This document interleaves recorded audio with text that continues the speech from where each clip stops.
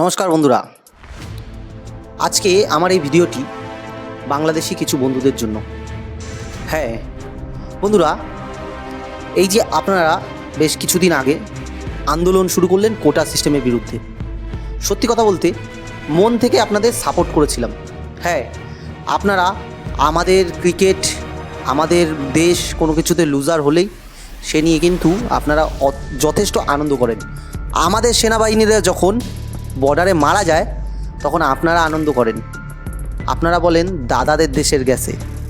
ভারতবর্ষের কিছু ক্ষতি হলে আপনাদের অনেকেই, আমি এটা সবার জন্য বলছি না, অনেকেই আনন্দ করেন দাদাদের দেশের ক্ষতি হয়েছে, দাদাদের দেশের ক্ষতি হয়েছে এই নিয়ে আপনারা আনন্দ করেন।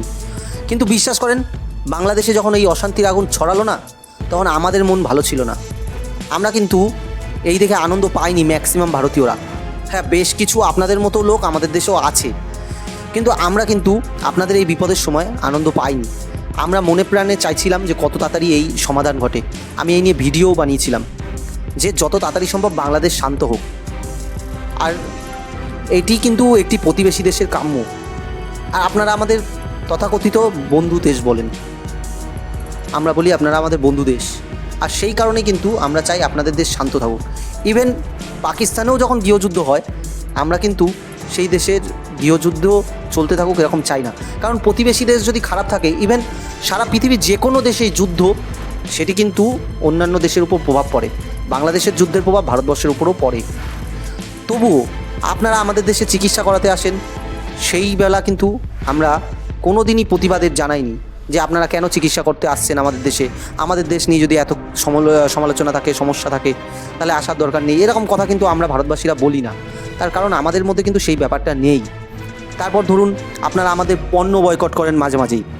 পণ্য বয়কট করছেন যে পেটে লাথি পড়ছে আপনার দেশের ব্যবসায়ীদের। আমরা কিন্তু আপনাদের পণ্য বয়কট করি না। হ্যাঁ, প্রাণের লিচি ড্রিঙ্কস যেটা আছে সেটা কিন্তু আমাদের দেশের লোকেরা অনেকে পছন্দ করে, আর আমি খুব পছন্দ করি, মাঝে সাঝেই ওটা আমি পান করি। অতএব আপনাদের দেশের পণ্য কিন্তু আমি কোনো সময় বয়কট করার কথা ভাবি না, আমরা ভাবি না, কিন্তু আপনারা তাও করেন। কিন্তু এর পরেও কিন্তু আমরা চেয়েছিলাম যে আপনাদের দেশ শান্ত হোক, আপনাদের দেশ ভালো থাকুক, আপনারা সুস্থ হন, আপনাদের মানসিকতা, আপনাদের সরকারের মানসিকতা সুস্থ হোক। যখন কোটা সিস্টেম নিয়ে এইটি আন্দোলন শুরু হয়, তখন কিন্তু এই নিয়ে আমরা সবাই আপনাদেরই পক্ষে কথা বলেছিলাম। অনেক কলকাতায় আন্দোলন পর্যন্ত হয়েছে আপনাদের পক্ষে। কিন্তু 3 দিনের ইন্টারনেট যখন বন্ধ করে দেওয়া হলো, তারপরে যেসব ছবিগুলো আসছে না, সেগুলো দেখে লজ্জা হচ্ছে আপনাদের প্রতি। হ্যাঁ, আপনাদের আমরা সাপোর্ট করেছিলাম যে বাংলাদেশ সুস্থ হোক। একটা বাংলাদেশের মতো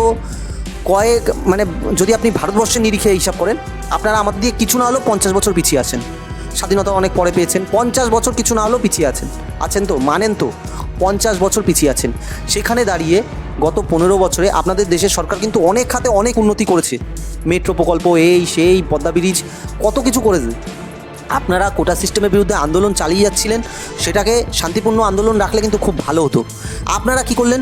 আপনাদের দেশের সম্পত্তি এমনভাবে ধ্বংস করলেন, যেসব ছবি আমরা দেখছি না, আপনাদের প্রতি কিন্তু আমাদের ঘৃণা হচ্ছে এখন, ঘৃণা।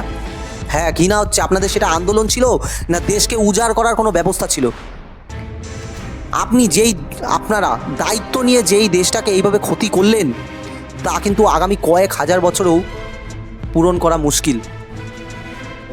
কয়েক হাজার বছর বলবো না, কয়েকশো বছরও পূরণ করা মুশকিল।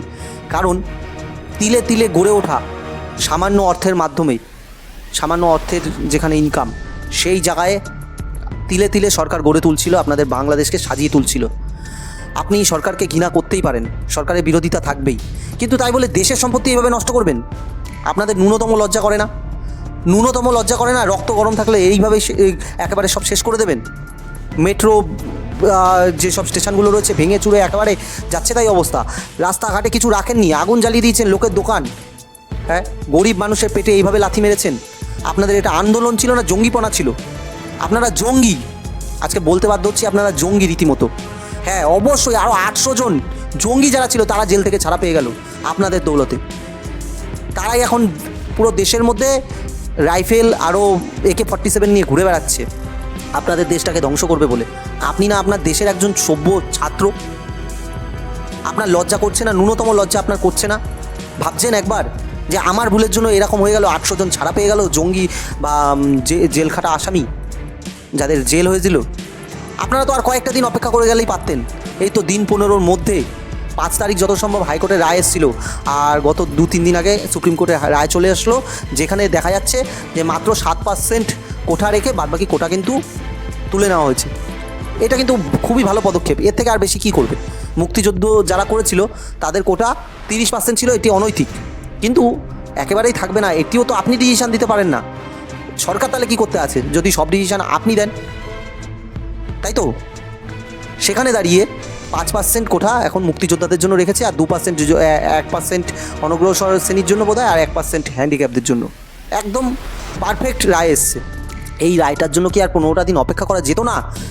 আপনি আজকে আপনার দেশকে জ্বালিয়ে দিলেন, যেই দেশটি তিলে তিলে গড়ে উঠছিল, একটি খুবই ছোট অর্থনৈতিক দেশ আপনার, সেই দেশকে গড়ে তোলা অত সহজ না।